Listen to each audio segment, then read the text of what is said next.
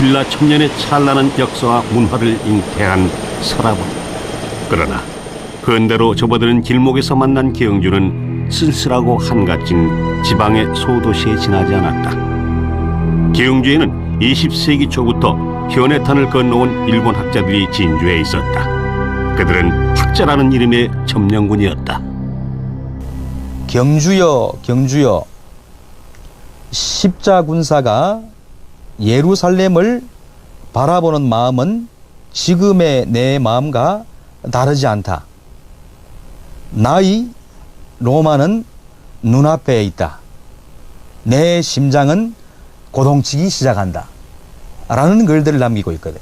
그러니까 이교도에게 뺏긴 성지 예루살렘을 탈환한다는, 즉 고토를 회복한다는 그런 심정으로 경주를 바라보고 있었다는 거죠. 초창기에 이마니시류를 포함한 많은 일본인 연구자가 경주에 주목하고 석굴암이 발견된 뒤에 석굴암을 복원하고 보존하기 위해서 노력한 그 마음가짐이라 그럴까, 그런 배경이 여기에 고스란히 녹아 있는 거죠. 그러니까. 결국은 경주는 그들이 고대에 잃었던 고토라는 거죠. 그러니까. 韓国でも密かに国力の挽回を狙っていた銀殿下の父李太王に毒を盛るまでに至った。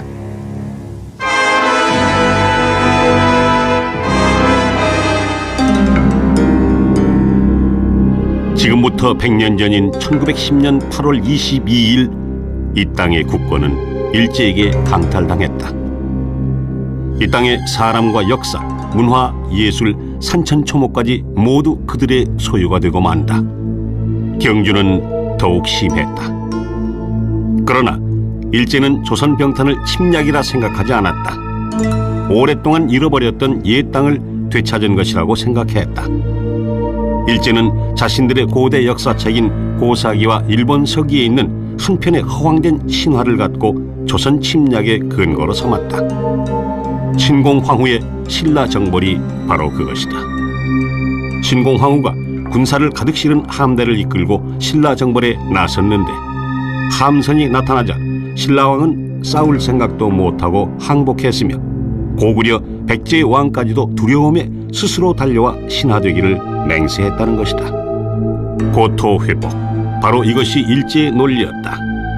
조선 조정은 무기력했고 친일 귀족은 일신의 안락을 꿈꾸는 동안 일제는 경술국치 이전부터 조선 지배를 위한 대대적이고도 치밀한 학술 조사에 나선다. 그러니까 제국주의가 식민지 개척을 위해서는 그 대상국의 그 민족의 역사, 문화, 민속, 지리, 이 환경 모든 것을 조사하거든요. 식민 통치를 위해서. 그러니까 식민 통치를 위한 기초 자료를 확보하기 위해서 바로 그 남의 나라, 이웃 나라에 대한 그 조사를 굉장히 열정적으로 했다고 할까? 아주 밑바닥부터 샅샅이 붙어가는데 우리 문화유적도 마찬가지입니다. 1902년도에 동경제대 교수인 관야정이라는 사람이 한국에 와서 한 번 더 건너와서 1902년도 63일 동안 그것이 수박 겉핥기라고 해도 전체적인 조사를 1단계 마무리합니다. 그런 차원에서 그들의 학술 조사가 겨냥하는 목적은 식민 통치를 위한 기초자료 확보에 있습니다. 조선의 고대 유적 조사 총책임자는 동경제국대 교수 세키노 다다시였다. 1902년 첫 경주 답사 때 폐허가 된 불국사를 보았지만 그때까지 일제는 석굴암의 존재만큼은 몰랐다. 일제가 석굴암의 존재를 소문으로 한 것은 1907, 8년쯤이다. 석실법당을 지켜주던 전실의 전각은 언제 무너졌는지 흔적조차 없었고 주실의 돔 지붕은 앞부분이 원시의 거대한 동굴처럼 뚫려 있었다. 팔부신중과 인왕성이 새겨진 전실의 판석들은 깨지고 뒤틀려서 그 틈새마다 잡초와 넝쿨이 무성했다.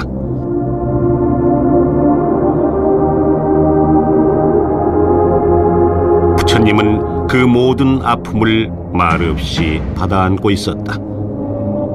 바닥에는 추락한 석재와 기와장들이 어지럽게 나뒹굴었고 지붕 위에서 쏟아진 흙과 잡석으로 쌓여 있었다. 10대 제자와 천신, 보살상은 흙먼지와 풀뿌리, 이끼에 뒤덮여 시커멓게 변했고 11면 관음보살도 자비를 잃고 흉측한 얼굴을 드러냈다. 주실 벽면 허리 부분의 감실들도 하나같이 부서지고 갈라져 성한 것이 드물었다.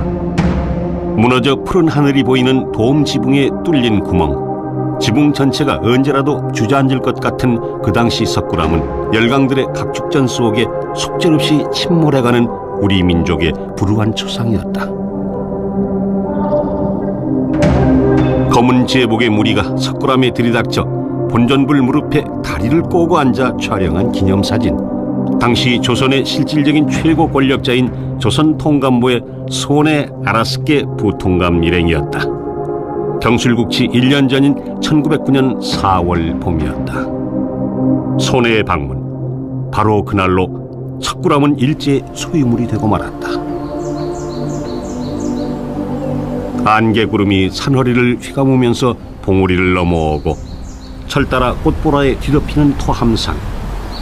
동네 사람들은 너른 산자락에 안겨 살면서 이따금 험준한 산길에 흩어진 꽃잎을 밟으며 석굴암 부처님을 찾아 몸과 마음을 낮췄다.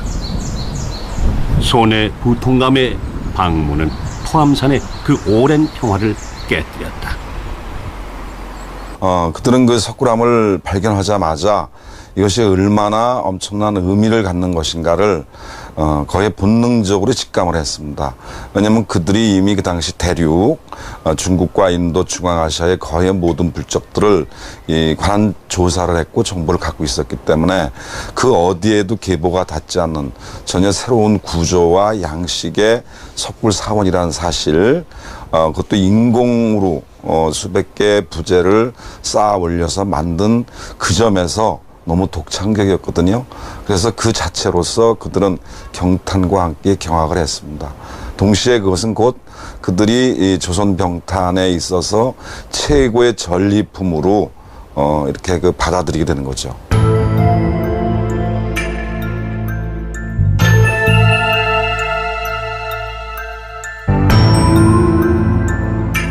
석굴암은 곧바로 약탈의 대상이 됐다. 일제는 일찌감치 청일전쟁 전선에 나선 병사들에게 법령으로 일본 문화의 근저는 중국과 조선에 밀접한 관계가 있어 일본의 고유 성질을 밝히는 데 필요하다면서 이웃나라의 역사유산을 닥치는 대로 약탈하라고 공개적으로 독려했으니 석굴암을 비롯한 우리 고유유산을 그들이 어떻게 대했는지는 불을 보듯 뻔한 일이다. 거기에서 가장 아주 아름답다고 했던 5층 석탑이, 그걸 옥탑이라고들 그랬어요, 그때는. 근데 그 옥탑이 없어진 거예요.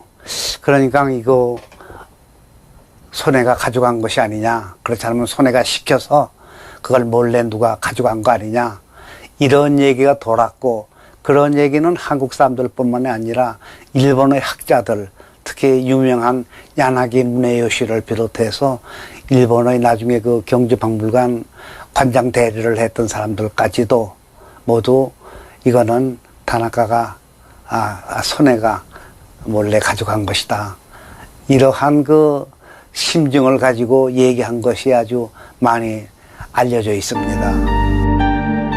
일제 마수는 불국사 다보탑에도 미친다. 다보탑의 기단부에는 현재 사자 한 마리만 제자리를 지키고 있다.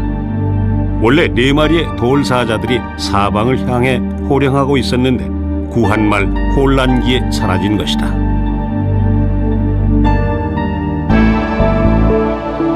현재 석굴암 주실 입구 쪽 감실 2곳이 비어있다. 손해 부통감 일행이 다녀간 후 2 감실의 보살상들이 사라져 우리는 지금도 어떤 모습의 불상이었는지 모른다. 그러나 그들의 만행은 거기서 그치지 않았다. 1910년 8월 경술국치가 일어난 그달에 조선 통감부는 석굴암을 해체해 경성으로 반출하라는 지침을 내렸다. 그러나 경주의 현지 관리가 반발하는 등 몇 가지 복합적인 요인으로 다행스럽게도 사업 자체가 흐지부지 됐다. 전쟁과 문화재의 약탈, 그것은 피할 수 없는 비극으로 제국주의 군대는 상대국의 역사유산을 전리품으로 챙긴다. 전승자로서의 명예다 이렇게 생각한 거예요. 전쟁에 이긴 사람의 명예다. 그거 가져가는 것이. 그래가지고선 전승자는 당연히 전패국들의 물건들을 가지고 갈 수 있는 거라고 하는 그러한 그 좋지 않은 감정, 그러한 사고방식, 이게 문제였죠. 이런 회의 기록이 있다. 한 일본 국내부 대신이 경천사지 탑을 해체해서 일본으로 몰래 가져갔다가 민심이 흉흉해지자 다시 돌려준 사건을 두고 소네와 일본 대신들은 통감부에 모여 회의를 했다. 결론은 앞으로 몰래 가져가지 않고 당당하게 공개적으로 가져간다는 것이었다. 석굴암이 철저히 파손된 이유는 무엇일까? 화강암 판석을 이용한 조각들이 위치나 부재에 따라 훼손 정도가 다르고 마모 또한 고르지 않아서 오랜 세월 비바람 등으로 생기는 자연적인 풍화 영향은 아닌 듯하다.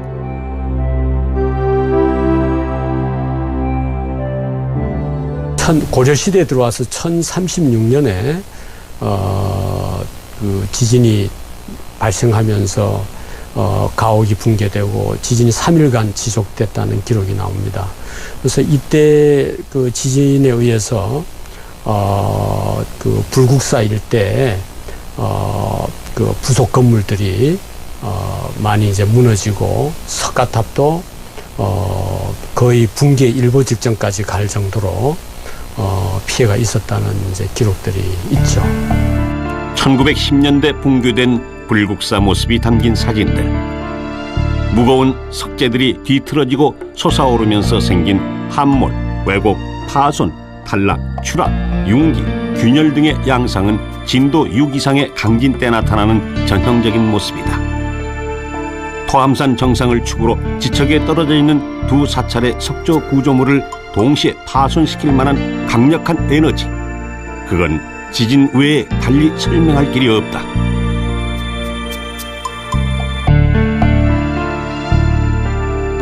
나라가 망한 상태에서 높고 깊은 산속에 숨어있는 석굴암을 그 누구도 신경 쓸 겨를이 없었다. 그동안 지붕 위 토사와 기와장은 떨어졌고 밤이면 짐승들이 들락거렸다. 무엇보다 주실 돔 지붕의 천개석이 곤두박질 치면 본전불의 훼손은 불을 보듯이 뻔했다. 조선 총독부는 1913년부터 2년간 대대적인 보수 공사를 했다. 총독부의 이름을 걸고 행한 토목공사였던 만큼 막대한 자금과 전문 인력을 투입했다.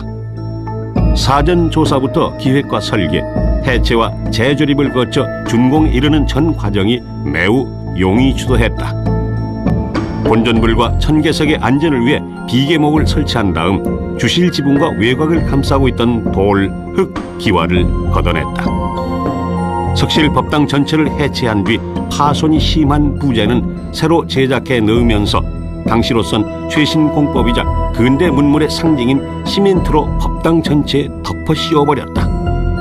그런데 일제가 이토록 모든 수단을 동원했던 배경은 어디에 있을까? 결국은 조선을 앞으로 일본이 영구적으로 지배해야 된다. 지배를 하려면 어떻게 해야 되는가? 라고 했을 때 조선 사람들은, 한국 사람들은 절대 하지 못하는 그런 일들을 우리가 하는 모습들을 보여줘야 된다. 라는 것들이 중요하게 작용합니다. 중요하게. 그래서 이 힘을 잃어가는 조선 왕조에서는 버려져가는, 쓰러져가는 그런 가치를 잃어가는 문화재들을 근대의 시선으로 다시 이제 되살릴 수 있는 것들은 오로지 이제 아시아에서 유일한 문명국가가 된 일본만이 할 수 있다. 라는 것들을 보여주는데 이용되는 거죠. 그러니까. 문화재가, 그 중에서도 석굴암 같은 것들의 어떤 보존, 복원들은 그렇게 이용이 되는 측면이 분명히 있습니다. 붕괴 위기에 처했던 석굴암은 과거 기억 속으로 사라졌다. 치밀한 설계 도면에 따라 무성한 잡초로 뒤덮였던 법당을 수리했다. 흙, 이끼를 뒤집어 쓴 본전불을 얼굴로 닦아냈지만 그들이 살려낸 석굴암은 종교 사원이 아니었다.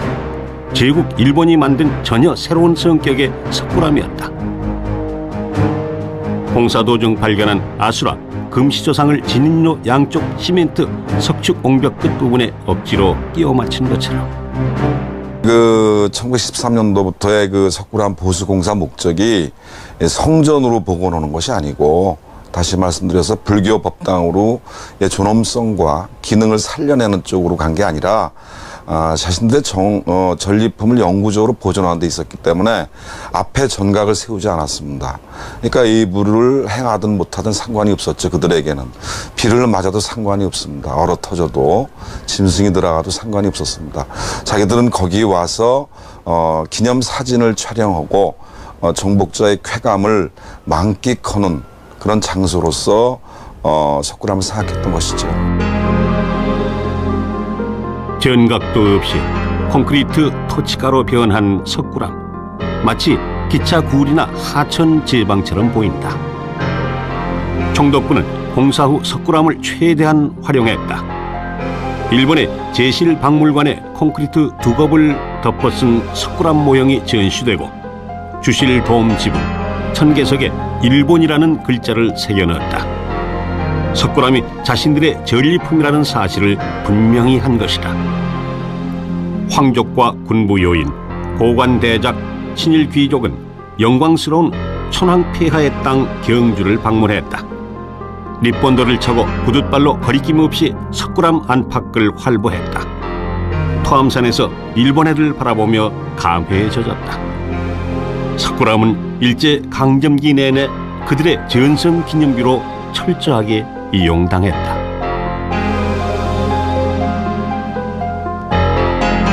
(1920년대) 이후에는 관광 상품화하는 거죠. 여러 가지 의미가 있습니다. 하나는 일본의 어떤 조선 지배가 무단 통치만이 아니다.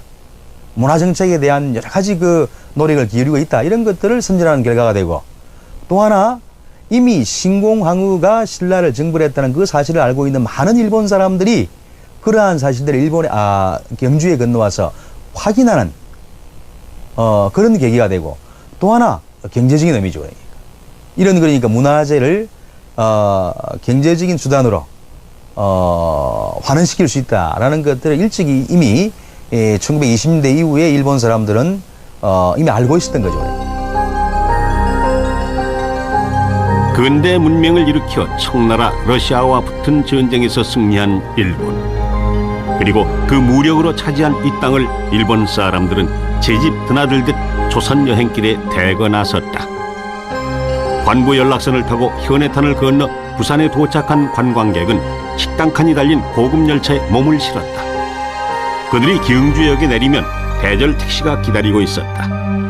그들은 경주의 유적지를 돌아보면서 그 옛날 신공황후의 신라 정벌 얘기를 떠올렸다. 신공황후 얘기는 관광용 그림 지도에도 스며 있다. 1938년 총독부가 펴낸 사진집 불국사와 석굴암 첫머리에 실린 이 지도를 보면 일본 해를 위에 두고 토암산을 왼편에 유난히 강조해서 그렸다. 경주와 간포를 잇는 지금의 출영 고갯마루에서 마치 신라 동획으로 들어온 신공황후가 일본과 서라벌을 바라보는 양 그렸다. 그들의 신공황후 얘기를 관광지도에 재현한 셈이다. 관광단이 대대적으로 조직되고 각급 학교의 수학여행에서 석굴암은 필수 코스로 자리 잡는다. 밀려드는 관광객으로 법당 안팎은 저잣거리로 변해갔고 경건하고 고요한 분위기는 깨졌다.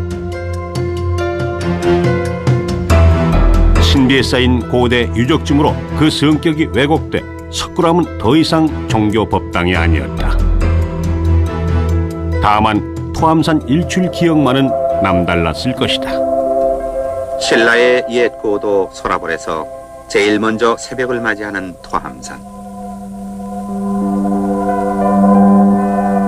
구름 위에 높이를 다투는 산무리들을 손아래에 어루만지며 그 밑으로 멀리 동해의 석굴암에서 맞이하는 장엄한 동해 일출. 그 광경은 지금도 감동이다. 그러나 일제 때는 그 의미가 달랐다. 1912년 11월 석굴암에 도착한 데라우치 총독 이번 통해는 바로 그들의 바다 일본해였다. 그리고 석굴암과 동해 일출을 연결시키는 얘기도 등장하기 시작했다.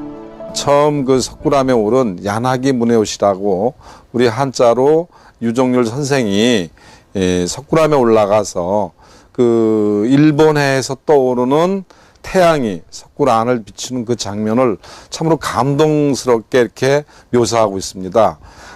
지금 제 손에 들려있는 이 조선과학 그 예술이란 책, 이 머릿말이 나오는데 바로 이 대목에서 최초로 이 아침해와 관련해서 소위 본전불을 비치고 구란을 비친다는 얘기가 처음 나옵니다. 근데 여기서 중요한 것은 우리는 지금 그걸 동해라고 생각하지만 일본 사람은 당연히 일본해, 일본 바다라고 생각을 했고, 그 다음에 그 자기네 나라 쪽에서 떠오르는 태양이기 때문에 그 태양 역시 우리가 생각하는 동해 단순한 자연의 태양이 아닌 자기네 고국, 자기네 나라, 일본 본토에서 떠오르는 태양으로 생각한 거죠. 여기 보시면은 바로 멀리 해돋는 나라라는 말이 나옵니다. 자기네 일본을 바로 이런 식으로 인식을 했고, 그런데 이상하게 자관 이 책을 출발점으로 해서 그 뒤에 일본 학자나 여행가들이 쓴 대부분의 석굴암 관련한 기행문에는 일본해, 그러니까 일본 바다에서 떠오르는 아침 태양 얘기가 거의 빠짐없이 나옵니다. 일제가 서울 남산에 세운 조선 신궁의 주신은 고사기 등에 나오는 천조 대신, 곧 태양신인 아마테라스 오오감이었다. 일본은 유별나게 태양 숭배 사상을 갖고 있지만 우리 역사에는 태양신은 등장하지 않는다. 그리고 조상이 남긴 문헌에 석굴암과 일출을 연결시킨 글은 단 한 줄도 없다. 総督府は朝鮮各地に天照大神明治天皇を祀る朝鮮神社を建て参拝を強要した。広告親民化政策は宗教や 일제는 그들의 태양신인 아마테라스 오오가미를 모시는 신궁과 신사를 조선의 주요 도시마다 세우고 참배케 했다.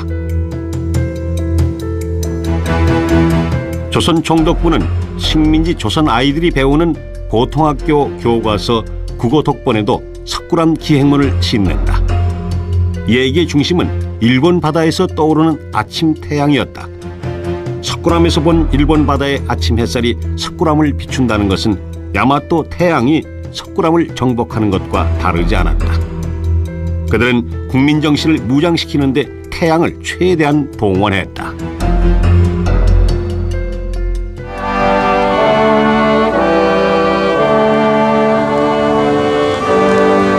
요새目に見えぬ神の心に通うこそ人の心の誠なりけれ目に見えぬ神の心に通うこそ人の心の誠なりけれ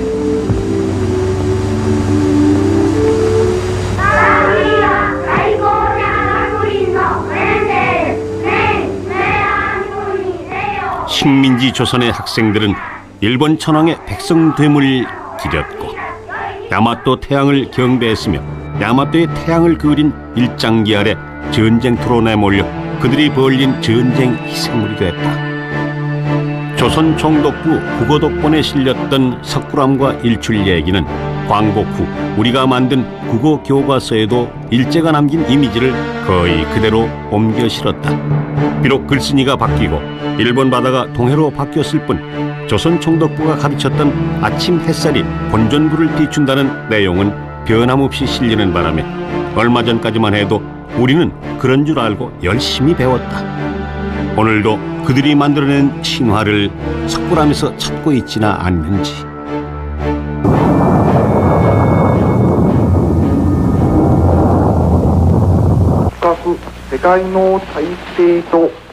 군국주의 일본의 패망. 우리 민족은 오랜 질곡에서 벗어나지만 시련은 계속된다. 전쟁이었다. 1950년 6월 한반도를 뒤덮은 전쟁은 모든 것을 하루아침에 하루아침에 파괴하고 잿더미로 만들어버렸다. 전쟁은 혼란과 가난으로 이어져 석굴암을 돌아볼 여유가 없었다. 석굴암의 상흔은 더 깊어만 갔다. 본전불의 가슴까지 새똥이 늘어붙고 먼지가 쌓이고 돌이끼가 번졌다. 전실의 야차상은 더 심각했다. 야차상은 단 50년 만에 그 섬세했던 조각이 비바람에 시달려 윤곽을 완전히 잃어버렸다. 신라 청년의 고도 경주에서는 현재 석굴암의 보수공사가 활발히 진척되고 있는데 총 공사비 1963년에 시작된 석굴암 복원공사의 최대 목적은 법당 본연의 존엄성과 기능을 되살리고 조각상들의 피해를 방지하는 데 있었다. 가장 먼저 전실의 전각을 세워 눈비를 막고 아수라와 금시조상을 펼쳐 전실의 면적을 넓히고 시멘트 옹벽을 철거하는 등 일제 부정적 유산을 청산하는 데 온 힘을 기울였다. 1910년대 총독부 공사와 1960년대 우리가 한 공사에서 각종 유물들이 출토됐다. 목조 지붕을 덮었던 귀묘나 등 기와조각들이 쏟아져 나왔고 목조 건축에 사용된 대못들도 수습됐다. 신라시대의 문양이 선명한 수막새들도 여러 점 나왔으며 잃어버렸던 두 기의 보탑 중 한 기의 일부가 흙 속에서 모습을 드러냈다. 인왕의 두상은 일제 때 발굴된 것으로 그 장한 모습은 신라 조각가의 예술원을 느끼게 하기에 충분했다. 또한 토함산 석굴중수 상동문 편액도 다시 찾아냈다. 신라 청년의 찬란한 문화를 보존하는 석굴암 복원공사가 3년 만에 완성되어 장엄한 석불성이 신라 문화의 정수로서 다시 우리들 앞에 그 모습을 드러냈습니다. 석굴암은 성전으로서 그 면모를 일신했다. 조각상들이 눈비에 맞지 않게 됐고 사시사철 예불과 참배가 가능해졌다. 일제 전리품으로 오욕의 날을 보내던 석굴암이 비로소 악몽의 기억을 털어내고 다시금 진리의 빛을 온 누리에 비치게 된 것이다. 1960년대 석굴암 보수공사는 일제의 잘못을 바로잡은 광정의 기록이었다.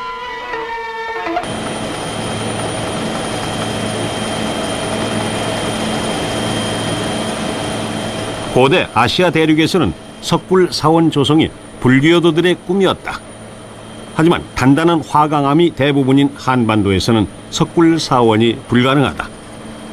그럼에도 신라인은 수백 개 석재를 다듬어 쌓아 올라가는 새로운 공법으로 석굴 사원 건립에 도전했다.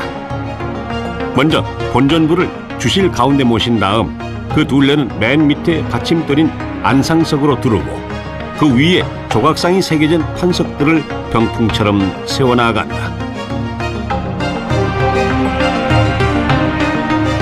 주실 판석 위에는 모두 10개의 감시를 마련해 보살상을 모시고 부처님의 광배는 주실 뒷벽에 시공한다. 비도 지붕은 아치형의 개석 2장을 나란히 덮는다. 무엇보다 주실 지붕은 둥근 돔 양식으로 꾸며 하늘의 모습을 재현한다. 팔뚝 모양의 동틀돌을 면석 사이에 끼워 넣고 정상은 연화 개석으로 마감한다. 전실에는 팔부신중 판석들을 마주보게 세우고 그 위에 각각 참차석을 놓은 다음 평평한 옥개석을 올렸다. 세계 건축사상 유례없는 조립식 석굴 사원이 신라인들의 손에서 탄생한 것이다. 석굴암은 미의 천체도다. 붓다는 우주의 중심이며 다른 조각상들은 저마다 궤도를 그으면서 깊고 아득한 밤하늘을 운행하는 별물이다. 저 구원의 영원한 이름 시다르타 붓다는 거룩한 눈매로 삶에 찌든 우리 마음을 어루만진다. 저마다의 족한 개성과 미감을 선사하는 그들, 아름다움과 추함이 충돌하고 젊음의 우수가 흐르는가 하면 노쇠한 우리 육신의 비애가 깃들어 있다. 농염한 여인, 우락부락한 역사들이 멋을 부리고 고행자의 지혜와 삼엄한 정신이 비수처럼 번뜩인다. 11면 관음보살은 부처님의 자비를 고스란히 받아 안아 구원의 길로 우리를 안내한다. 그들 모두는 섣불 법당 안에서 억겁의 침묵을 완성한다.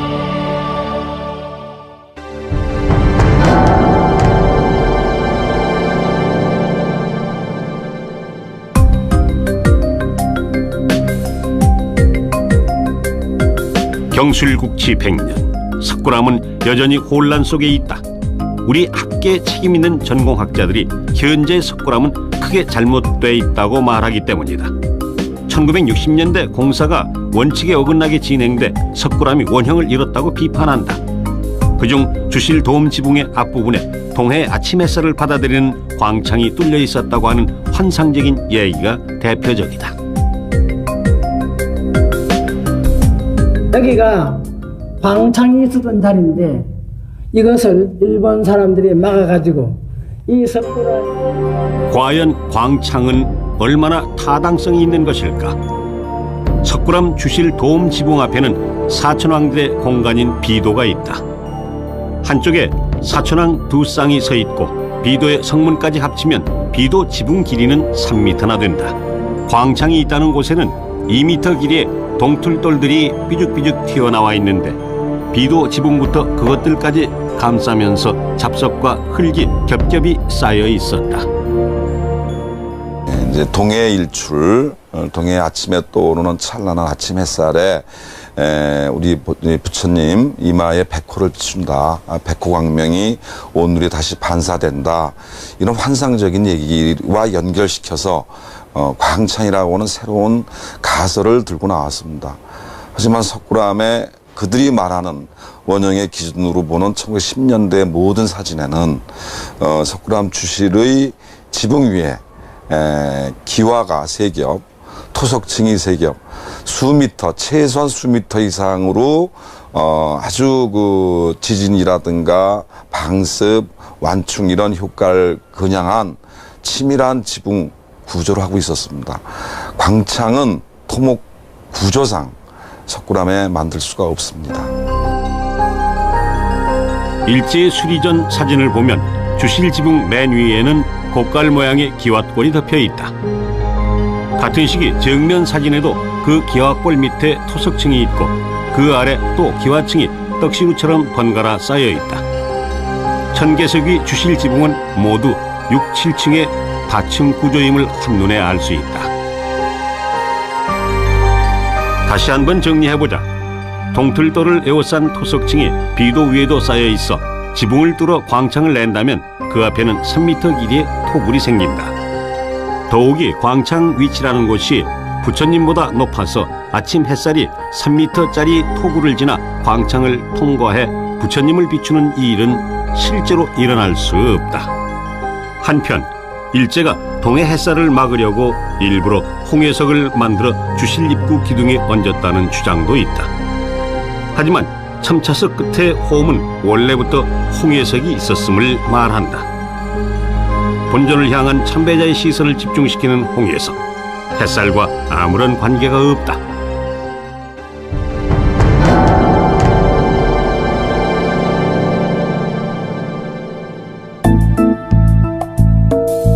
(1960년대) 공사를 하면서 전각을 세웠다.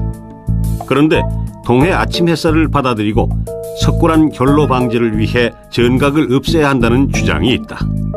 그 안에서 몇 가마니의 안막새가 쫙 이제 굉장한 수가 나왔는데, 그럼 그 안막새, 수막새는 또 통기화가 나왔는데 어디다가 썼겠느냐? 글쎄, 뭐 지붕에 그럼 어떤 지붕이냐? 또 전시란 말씀이에요. 그래서 사실은 그 당시에 참 뭐 농담 비슷한 얘기가, 비가 막 샌다. 수굴암이냐? 야, 이거 문제로구나. 그래서 그 다음에 이제 전시를 해서, 전시를 하는 것은 아까도 말씀드린 것처럼 발굴을 해서 나온 기와를 다 조사하고 발작 지붕하는 것은 고민하다가 통기화가 나왔기 때문에 그걸 갖다 딱 놓고 전시를 지었단 말이죠. 전각이 없는 일제 때 사진을 보고 전각이 없다고 주장하는 학자가 있지만 1891년 무너진 전각을 새로 세운 과정을 상세히 적은 이 편액을 학자들은 애써 외면하고 있다.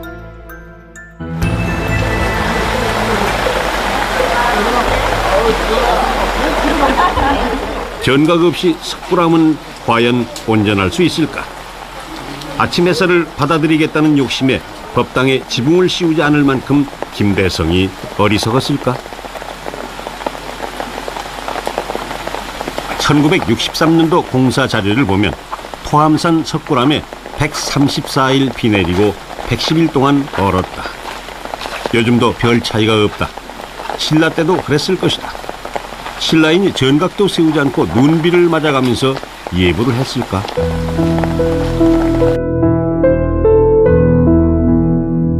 석재도 기온이 영하로 떨어지면 치명적인 동파를 입는다. 전각이 없으면 눈비와 짐승, 먼지, 낙엽, 풀씨 등을 막을 방도가 없다. 전실의 전각은 석굴암 존망이 달린 문제다. 이 땅 어떤 법당도 지붕을 뜯어내 성상이 눈비에 젖도록 내버려둔 예는 없다.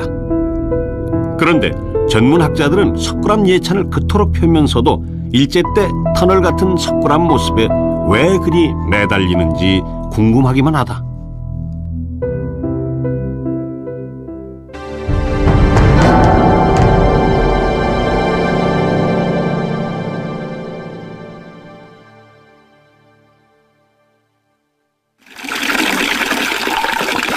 석굴암에서 관람객을 가장 먼저 맞아주는 감로수. 석실 뒤편 안반에서 솟는 것인데 이를 두고 석실 법당은 그 물길 위에 세워졌다라는 견해를 펴기도 한다. 만약에 그분들 논리대로 바닥에 이슬이 맺히면은 그 법당은 사용할 수가 없습니다. 우리가 안방이든 건너방이든 방바닥에 물기가 축축하면 사람이 살 수 없습니다. 절대로 있을 수 없는 얘기죠. 그 다음에 토목 구조상으로 아무런 고고학적 증거가 없습니다. 일본 또는 우리에 의해서 2차례 대대적인 보수 공사를 했는데 본전불 밑에는 거대한 안반이 있습니다. 만약에 물이 흐르게 하려면은 일종의 그 온돌 구조 같은 형태가 될 텐데 그 온돌 구조로서 수천 톤을 상회하는 법당의 무게를 과연 감당해낼 수 있을까? 그것도 의문스럽고. 일제가 남긴 왼쪽 도면을 보면 석굴암 해체 때 발견했을 배수로 표시가 있다. 어떤 학자는 이 배수로 도면만 보고 법당을 무리에 지었다, 주실내 습기를 벽체가 아닌 바닥에 맺히게 했다면서 신라인들의 과학을 지켜세웠다. 그런데 우리가 수리공사를 하면서 살핀 결과 그 배수로는 단지 주실 바깥에서 물이 안으로 스며들까봐 파놓은 도랑에 불과했다. 절대 그런 건 없습니다. 제가 62년도부터 방학 되면 거길 갔습니다. 방학 동안에 거기서 그냥 먹고 자고 늘 선생님 밑에서 이제 작업도 하고 조사서도 만들고 조사도 했단 말이죠. 그때 보면은 본전에 앉아 계시죠? 그 밑에 큰 안반이 있고 해가지고, 그러니까 거기서부터 어떻게 모세관 현상, 올라오는 물이 있다, 습기 있다, 이거는 절대 안 그렇습니다. 현장을 본 사람이, 그건 그렇게 보면 판단이 안 돼요. 그건 현장을 못 본 사람의 얘기죠. 우리가 3년 동안 현장을 보고 현장에 있었으니까.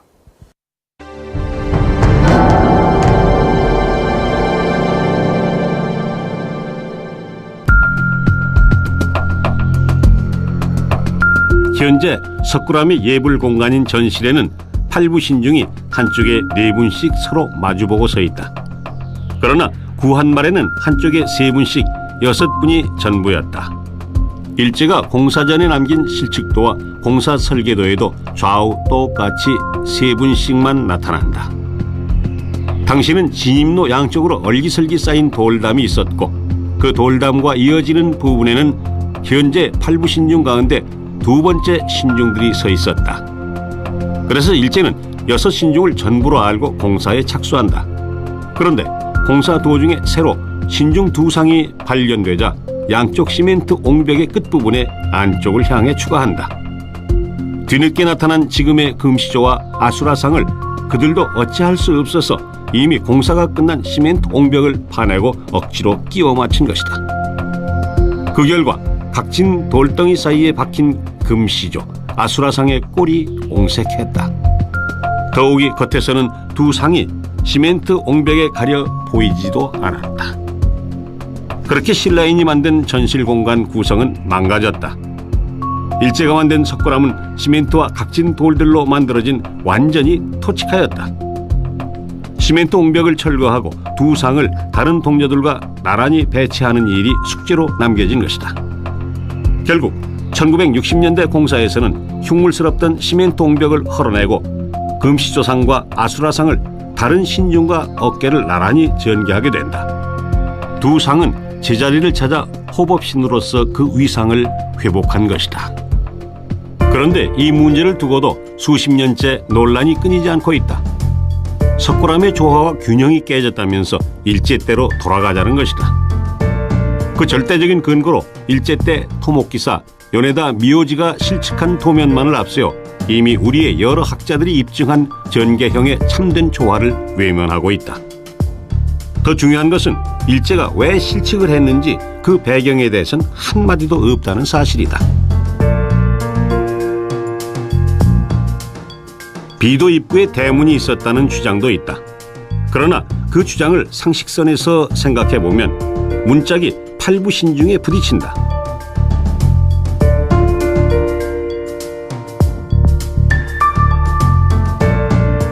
그러면 팔부신중은 어떻게 되겠는가? 이런 얘기까지도 대중들에게 널리 알려져 있다.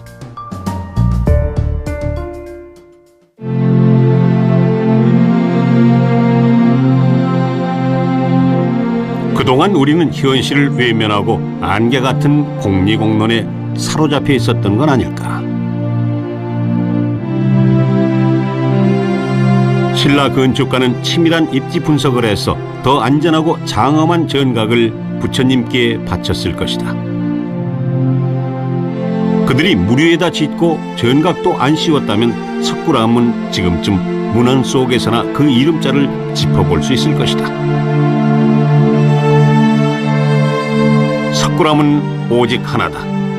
우리 세대에 주어진 일은 하나뿐인 석굴암을 온전히 후손에게 물려주는 것이 전부인지 모른다. 학문은 정직해야 됩니다. 그리고 자기가 한번 발언한 거에 대해서는 책임을 질 줄 알아야 됩니다. 그렇지 않아요? 책임을 져야지 책임지지 못할 얘기를 왜 합니까? 경술 국치 100년, 석굴암의 상처는 아직 아물지 않고 있다. 석굴암이 일제 전리품으로 농락당해 온 사실도, 지붕 없는 법당은 있을 수 없다는 것도 생각하지 않았다. 일제가 던져놓은 아침 햇살 이미지에 취해 석굴암을 일제 때 그 끔찍한 상태로 되돌려 놓자는 모순에 빠져 지금까지 오고 있는데 좀 더 다른 시각에서 석굴암을 생각할 수 없을까? 경주 시내에는 그 유명한 그 월성, 반월성이 있고요. 궁성인데. 그리고 동궁으로 알려진 그 안압지, 임해전은 그 월지라고 불렸습니다. 그리고 그 경주 동쪽, 특히 그 바닷가 쪽에는 있는 산들은 그 달과 지명상 관계가 깊습니다. 불국사가 있는 토암산이 불국사 석가탑에서 나온 고려시대 문서에 의하면은 그 월암산이라고 불렸고요. 또 근처에 있는 그 숭복사지에는 그 숭복사비가 있었는데 거기에는 초월산 숭복사라고 적혀 있었습니다. 그리고 그 불국사 너머에 있는 기림사가 있는 산은 그 함월산이라고 불리고 있고요. 또 역시 그 토암산 한쪽 자락에 있는 그 감산산은 이 감산이라고 하는 이름이 원래는 달산을 달감자를 써서 감산이라고 쓴 걸로 알려지고 있습니다. 반월성, 월지, 초월산, 함월산, 달산, 서로벌의 중요한 유적과 지명들에 붙여진 달월자는 단지 우연의 일치일까? 김대성이 석굴암과 함께 지은 불국사, 아사달과 아사니의 슬픈 전설이 서린 석가탑에서 나온 고려 초의 묵지서편에는 토함산이 월함산으로 적혀 있다. 달을 품어 안고 있는 산이라는 뜻이다. 토함산 자락에 무량한 달빛이 내린다. 정월 대보름이 되면 3355 토함산으로 달마종을 떠났다. 토함산 능선을 딛고 검푸른 하늘로 훌쩍 뛰쳐오르는 은빛 보름달에 가슴속 소망과 아픈 사연을 풀어놨다. 달님이 석굴암 전각 처막 끝에 걸릴 때쯤 부처님이 계신 법당 안에는 정밀한 침묵과 고요한 평화가 깃들었다. 어느새 숨어들어왔는지 달님이 연꽃 광배로 변해 부처님의 얼굴을 뒤에서 안온히 감싸 안았다. 두 자루 촛불의 은은한 핏줄기가 부처님의 반개한 두 눈과 넓은 가슴을 비췄다. 부처님은 나지막하게 입을 열어 서방 정토의 얘기를 들려주기 시작했다. 신라인이 꿈꾼 영원한 진리와 구원의 시간. 촛불이 사위어가고 법당이 물속 같은 어둠에 잠길 때 부처님의 자비는 더욱 깊어갔다. 이 침묵의 성소에 든 이는 누구나 붓다가 됐다.